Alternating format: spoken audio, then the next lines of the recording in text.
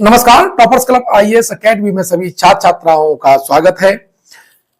संपादकीय विश्लेषण आपके लिए बहुत जरूरी होता है। वहां से आपकी भाषा शैली विकसित होती है, साथ ही वहां के जो डेटा हैं वो आपकी मुख्य परीक्षा के लिए, प्री परीक्षा के लिए भी अत्यंत महत्वपूर्ण हो जाते हैं।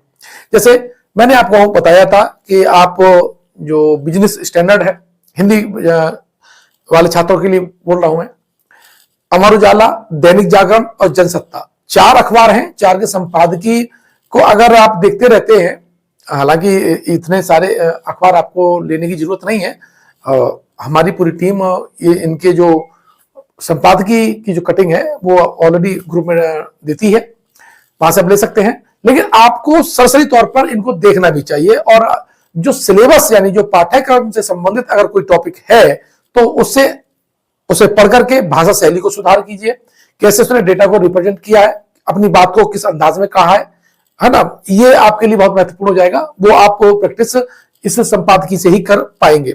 साथ ही अपने कंटेंट को रिच भी कीजिए, है ना, क्योंकि संपादकीय में जो डेटा आता है, जो रिपोर्ट्स आती हैं, जिनका जिक्र होता है, कभी कभी बहुत अच्छी बुक्स का जिक्र हो जाता है, तो जब वो आप मेंस में आप उनको लिखते हैं, इनपुट करते हैं, तो आपका जो उत्तर है, आपका जो आंसर है, वो अन्य से बेहतर हो जाता है। अब जैसे ये दैनिक जागरण है और इसमें आर्थिक विकास में महिलाओं की भागीदारी एक ये टॉपिक है, ठीक है, ये इनको डिस्कस किया है और डिस्कस किया है वो है सॉरी इसमें ऋतु शाश्वत मैम ने, ठीक है। अब देखिए ये वाला जो लेख है आपको निबंध के लिए भी बहुत महत्वपूर्ण होगा, पेपर 1 के लिए भी, जो महिला और उनके विकास से संबंधित है, महिलाओं से समस्याओं से संबंधित है ना, उसके लिए इंपॉर्टेंट रहेगा। और चूंकि बजट से संबंधित है, बजट के बहुत से इसमें आंकड़े भी दे रखे हैं, योजनाओं के और सर्वे का इसमें जिक्र है, तो ये पेपर 3 के लिए भी बहुत इंपॉर्टेंट है। यानी ये जो आपका संपादकीय है वो आपको 3 जगह डायमेंशन को प्रोवाइड कराएगा। तो देखिए इसमें जो मैं पॉइंट बताऊं आपको, आप देखिए कैसे लिखा जाता है और कैसे इसमें सिलेक्ट किया जाता है। फिर इसका मैं कंसाइज मैंने बना दिया है, हैंड रिटन है, वो आप ग्रुप में जाइए और वहां से आप उसे डाउनलोड कर लीजिए या नोट कर लीजिएगा। लेकिन बहुत महत्वपूर्ण है इसमें डेटा। देखिए केंद्रीय बजट लैंगिक समानता को लेकर के सरकार की प्रतिबद्धता दर्शाने वाला रहा है, ठीक है। मैं थोड़ा सा बड़ा करता हूं ताकि आपको ये दिखाई देता रहे, ठीक है।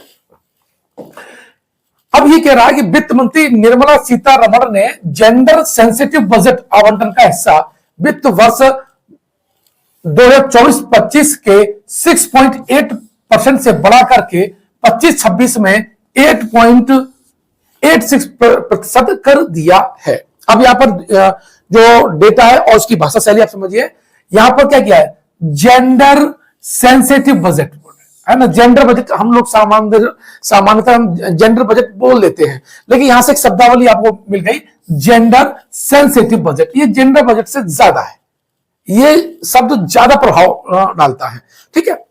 अब इसका एक और डेटा है कि 2024-25 में 6.8% था, ठीक है, और 2025-26 में कितना हो गया है, 8.86।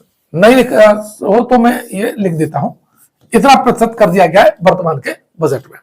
जेंडर बजट में महिलाओं और बालिकाओं के कल्याण के लिए 4.49 लाख करोड़ रुपए आवंटित हुए हैं। ये भी डेटा आपके लिए इंपॉर्टेंट हो जाएगा कि जो वर्तमान बजट है 2025 और 26 के लिए, तो महिलाओं यानी वुमेन्स के लिए एंड हमारी जो बालिकाएं हैं उनके लिए कितना करोड़ आवंटित हुआ है, इसका है 4.49 लाख करोड़ रुपए है।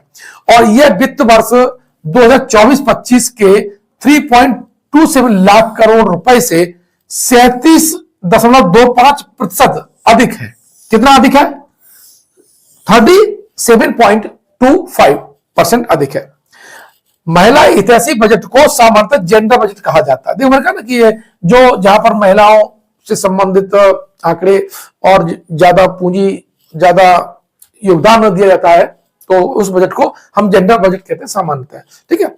इसके जरिए सुनिश्चित किया जाता है कि विकास के लाभ पुरुषों के बराबर महिलाओं को भी प्राप्त हो।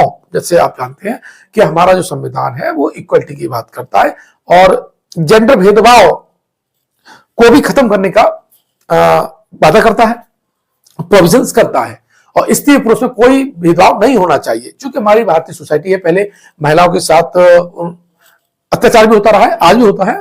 पितृ सत्तात्मक हमारा समाज है, तो उसमें महिलाओं को दोयम दर्जे पर रखा गया, शिक्षा से वंचित कर दिया गया। इसीलिए संविधान इनको विशेष प्रोविजंस देने की बात करता है। आर्टिकल 15(3) महिलाओं के और बच्चों के लिए स्पेशल कानून बनाने की बात करता है, स्पेशल योजना लाने की बात करता है ना। भाग 3 संविधान के भाग 3 में और अनुच्छेद 15(3) के अंतर्गत, ठीक है। अब देखिए, यहां आप देखें तो पहली बार यहां पर बहुत आंकड़ा है और ये पीटी के दृष्टि से भी महत्वपूर्ण है कि 2005 और 6 में जेंडर बजट को जब पहली बार केंद्रीय बजट में अंगीकार किया गया था। अब यहां से पीटी का भी प्रश्न बन सकता है कि 2005 और 6 में जेंडर बजट को पहली बार हमारे बजट में शामिल किया गया था, ठीक है। तो कुल बजट की 2.79% राशि इस के लिए आवंटित की गई थी। यानी ये पहली बार जेंडर बजट की अवधारणा इसमें शामिल की गई हमारे मूल बजट में। तो उस वक्त हमने कितना अलॉट किया था, तो 2.79%, ठीक है। तब ये 9 मंत्रालय और विभागों तक सीमित था, ये भी डेटा है। और आज की तुलना में देखें, मोदी सरकार का जो बजट आया है, निर्मला सीतारमण जी ने जो लेके आई है, उसमें मंत्रालयों की जो संख्या है वो कितनी हो गई, 49 तक इसकी रीच हो गई है। ये बहुत महत्वपूर्ण डेटा है। जब आप मेंस पे लिखे, वुमन एम्पावरमेंट पे लिखे, महिला सशक्तिकरण पे लिखे, बजट की भागीदारी पे लिखे, योजनाओं के कार्यान्वयन का जो क्षेत्र है उसको लिखे, तब यहां पर यह लाइन आपको बहुत महत्वपूर्ण हो जाएगी। अब सरकार की अनेक नीतियां एवं योजनाएं महिला सशक्तिकरण को केंद्र में रखकर चलाई जा रही हैं, क्योंकि बिना आदि आबादी के साथ लिए देश को सुदृढ़ आर्थिक एवं सामाजिक सबलता नहीं दी जा सकती। यानी सीधा सीधा यहां पर कहा है कि बिना महिलाओं के किसी कोई भी राष्ट्र विकसित नहीं होता है। डॉक्टर अम्बेडकर की बात करें तो वो तो कहते हैं कि किसी देश का अगर विकास जानना हो तो आपको ये देखना पड़ेगा कि वहां महिलाओं को क्या अधिकार दिए हैं। यही गांधी जी के भी विचार है।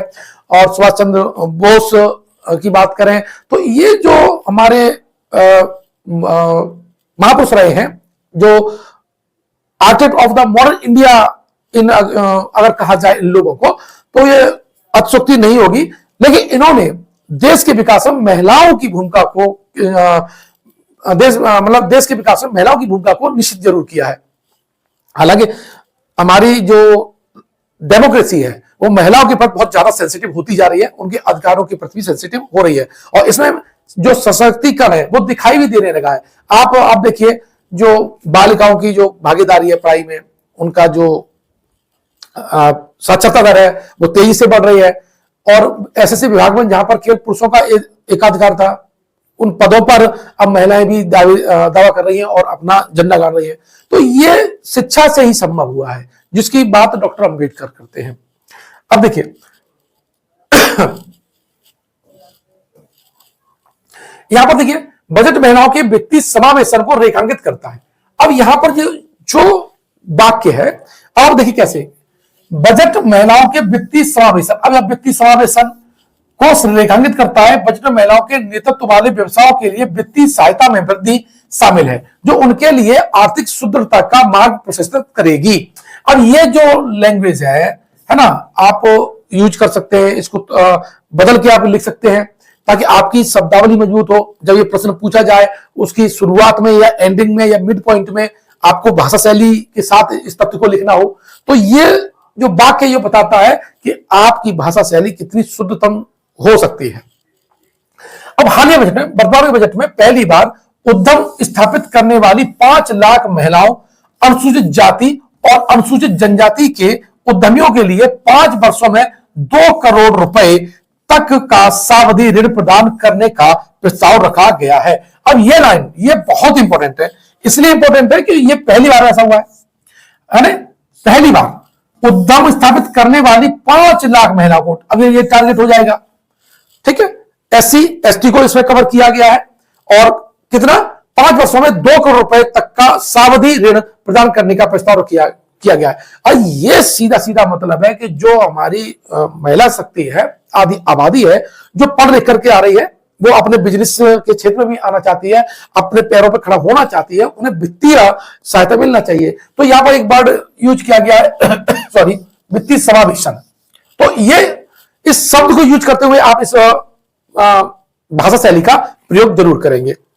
अब देखो, startup India seed fund scheme ने महिला नेतृत्व वाले स्टार्टअप्स के लिए 227.12 करोड़ के वित्त पोषण की मंजूरी दी है।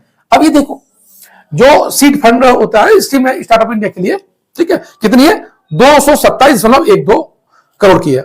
जनवरी 2023 में औपचारिक रूप से स्थापित 2.41 करोड़ उद्योगों में से 63% महिला स्वामित्व वाले हैं। अब ये देखो डेटा, महिला सशक्तिकरण की वर्तमान दशा को दिखाने के लिए ये डेटा बहुत महत्वपूर्ण हो जाएगा।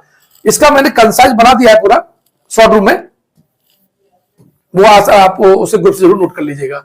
लेकिन पूरी मैं समझा दे रहा हूं ताकि ये जो लेख की जो विशेषज्ञता है वो उसका फायदा आपको मिले, उत्तर लेखन में आपका डेटा रिच हो और आप फोकस हो सकें उस डेटा पर जो आपके एग्जाम में अगर ये आता है और आप लिखते हैं तो ज्यादा से ज्यादा नंबर दिलाने का इसका प्रयास हो जाएगा अगर आप इसको कवर कर लेते हैं तो।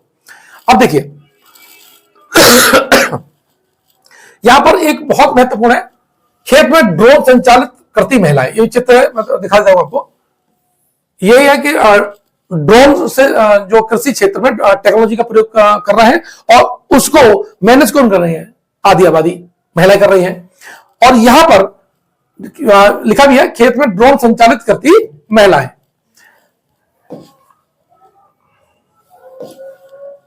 अब देखिए ये कह रहा है, नमो ड्रोन दीदी उन योजनाओं में से एक है जिसने कृषि क्षेत्र में महिलाओं के सशक्तिकरण हेतु उन्हें तकनीकी रूप से सक्षम करने की ठोस पहल की है। अब देखो, टेक्नोलॉजी के साथ में, वित्तीय समावेशन के साथ में महिलाओं के सशक्तिकरण के लिए यह योजना की अपनी अहम भूमिका हो जाती है। नमो ड्रोन दीदी है ना। इस योजना के सबलीकरण हेतु वर्ष 2025 और 26 में 950.85 करोड़ रुपए आवंटित हुए हैं।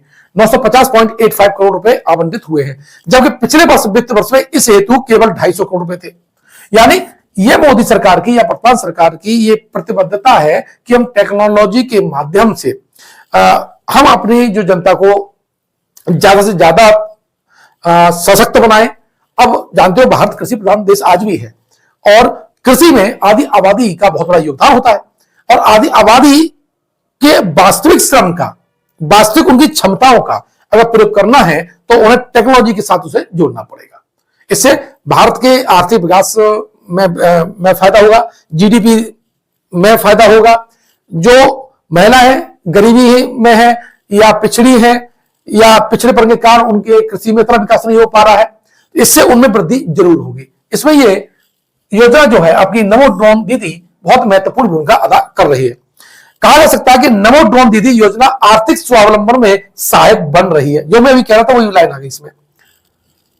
कृषि क्षेत्र भी महिला केंद्रित होने के संकेत दे रहा है।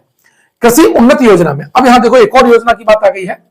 कृषि उन्नति योजना में 2024-25 में कि मैं 2131.91 करोड़, कितना 2131.91 करोड़ रुपए की राशि को बढ़ा करके 2550 करोड़ रुपए करने की कृषि क्षेत्र में भी महिलाओं का वर्चस्व बढ़ेगा। कहने का मतलब है कृषि उन्नति योजना में जो वृद्धि की गई है इससे भी क्या होगा, कृषि क्षेत्र में महिलाओं का वर्चस्व बढ़ेगा।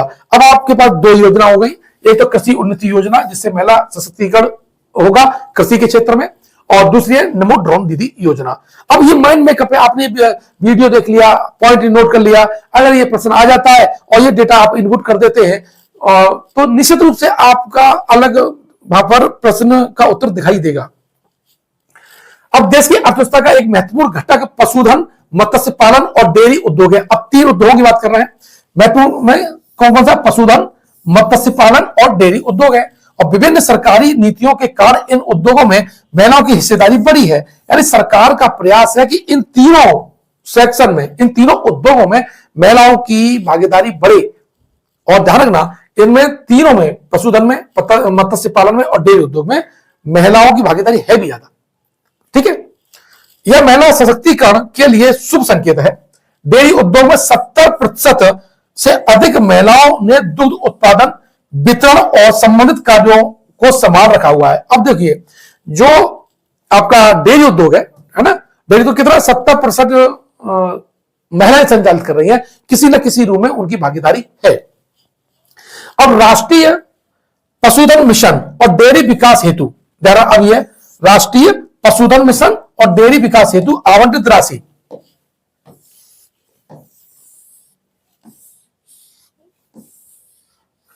540 करोड़ रुपए प्रस्तावित है। इसमें कितना दिया है? 540 दिया है। और इस तथ्य की स्वीकारोक्ति है कि भविष्य में यह उद्योग महिला स्वावलंबन में महत्वपूर्ण भूमिका निभाएगा। 2019 और 20 में नीली क्रांति का आरंभ करने वाली पीएम मत्स्य संपदा योजना, अब यहां पर देखिए 2019 और 20 में नीली क्रांति के लिए एक कौन सी योजना आई थी? प्रधानमंत्री मत्स्य संपदा योजना में पिछले वर्ष वित्त वर्ष को आवंटित राशि 75 करोड़ को बढ़ा करके इस साल कितना कर दिया है? 123.25 करोड़ कर दिया गया है। अब राष्ट्रीय ग्रामीण आजीविका मिशन के लिए 2024-25 में आवंटित राशि 15,047 करोड़ को बढ़ा करके 2025 और 26 के बजट में कितना कर दिया गया है?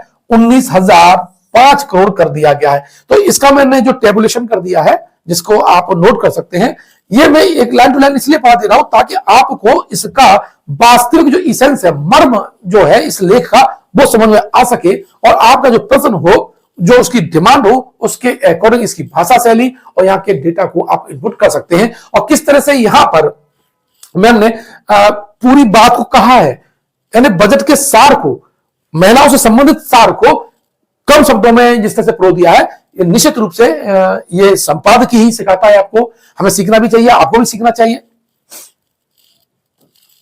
अब ग्रामीण महिलाओं के रोजगार के एक प्रमुख आधार मनरेगा भी है और 40,000 करोड़ रुपए मिले हैं और 2024-25 में आवंटित राशि 37,654 करोड़ रुपए से अधिक है। यानी 2024-25 में 37,654 करोड़ थी और इस साल कितना है? 40,000। हालांकि इसमें थोड़ा ही बढ़ोतरी की है और इसकी महिला सशक्तिकरण में, महिलाओं के रोजगार में, गरीबी उन्मूलन में इसका बहुत बड़ा योगदान भी है। अब बात कर लेते हैं जेंडर इक्वलिटी की, लैंगिक समानता। लैंगिक समानता का जो दूसरा महत्वपूर्ण जो घटक है वो है आपका हेल्थ और स्वास्थ्य। मानव पूंजी की एक समृद्धि और स्थिर आर्थिक के लिए मूल्यवान संपत्ति है। अब यह जो भाषा शैली है, आप इसे रिप्रेजेंट करिए, लैंगिक इक्वलिटी से संबंधित इस वाक्य को पढ़िए और ऐसी भाषा शैली आप जब वहां लिखेंगे तो आप निश्चित रूप से आपका प्रश्न का जो उत्तर होगा वो गुणवत्तापूर्ण होगा। अब यहां पर देखिए, एक और डेटा था, केंद्रीय बजट में इस बार सक्षम आंगनबाड़ी और पोषण 2, बहुत इंपॉर्टेंट डेटा ये, सक्षम आंगनबाड़ी और पोषण 2 योजना की आवंटित राशि को पिछले वर्ष वित्त वर्ष की तुलना में दोगुना करते हुए 450.98 करोड़ रुपए किया गया है। किसमें? सक्षम आंगनबाड़ी और पोषण 2 में। इस योजना के तहत, अब यहां एक और इंपॉर्टेंट है, जो इस योजना के तहत 8 करोड़ बच्चों, 1 करोड़ गर्भवती महिलाओं और स्तनपान कराने वाली महिलाओं को पोषक आहार दिया जाता है। महिला स्वास्थ्य के लिए दशकों से स्वच्छ जल एक बहुत बड़ी चुनौती बना हुआ है। स्वच्छ जल का अभाव उनके मानसिक और शारीरिक जो हेल्थ, जो स्वास्थ्य है, उसको घातक रूप से प्रभावित करता है। महिलाओं की मोस्टली जो बीमारियां हैं वो गंदे पानी से या स्वच्छ पानी की उपलब्धता न होने से ज्यादा हो जाती है। मतलब पुरुषों की तुलना में महिलाएं ज्यादा जल्दी ग्रसित हो जाती हैं। जल जीवन मिशन इसमें एक बहुत महत्वपूर्ण भूमिका अदा कर रहा है। तो देखिए कौन कौन सी योजनाएं मैंने इसमें डिस्कस की हैं, वो आपको याद होनी चाहिए। अब ये योजनाएं कब आई, किस साल जारी हुई, है ना, वो भी आपको याद होना चाहिए, क्योंकि पीसीएस प्री के में ये डेटा बहुत महत्वपूर्ण होता है। कभी योजनाओं का क्रम दे देता है, किस समय आई, किस प्रधानमंत्री के काल में आई, ये कुछ भी पूछ सकता है। इसलिए जितनी योजनाएं इसमें लिखी गई हैं वो आपको रटी होनी चाहिए विद स्टार्ट डेट के साथ में। अब ये कह रहा है, यही कारण है कि इस वर्ष योजना हेतु आवंटित राशि को बढ़ा करके 20,476 करोड़ रुपए कर दिया गया है जल जीवन मिशन के लिए। इसी कड़ी में पीएम आवास योजना ग्रामीण भी है, जो महिलाओं के आत्मसम्मान के लिए संरक्षण और सुरक्षित जीवन का आश्वासन देती है। अब देखो, आवास शेल्टर तो है ही है, लेकिन वो जो संपादिका महोदय हैं उन्होंने क्या लिखा है, उन्होंने इस योजना को जोड़ दिया है किससे, आत्मसम्मान के संरक्षण से और सुरक्षित जीवन से। तो ये जो रिप्रेजेंटेशन करने का जो तरीका है, ये आपको संपादकीय पढ़ने से ही मिलेगा। इसलिए बहुत से लोग कहते हैं कहां पढ़ते रहेंगे। अरे मैं आपको संपादकीय 4 से 5 संपादकीय आपको दे दूंगा, आप पढ़ लीजिए। मुश्किल से मुझे लगता है कि 1.5 घंटे में कंप्लीट हो जाता है, लेकिन कितना डेटा इंपॉर्टेंट होता है मेंस के लिए, आपको अभी इसका अंदाजा नहीं है। अगर अंदाजा है तो इस बात को मेरी समझ भी रहे होंगे।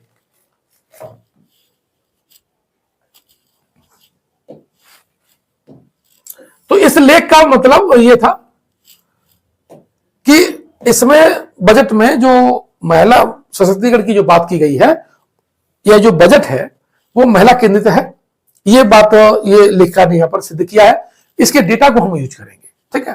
और ध्यान रखना, इस तरह से केंद्रीय बजट 2025-26 को जेंडर बजट महिला सशक्तिकरण की राह दिखा रहा है। ये उन्होंने अच्छी एंडिंग की है। लेखा क्या है, समाजशास्त्री है, ठीक है। तो ये जो आज का जो टॉपिक था संपादिका का, ये आपका कहां है, संपादिका एक छोटा वाला हिस्सा है।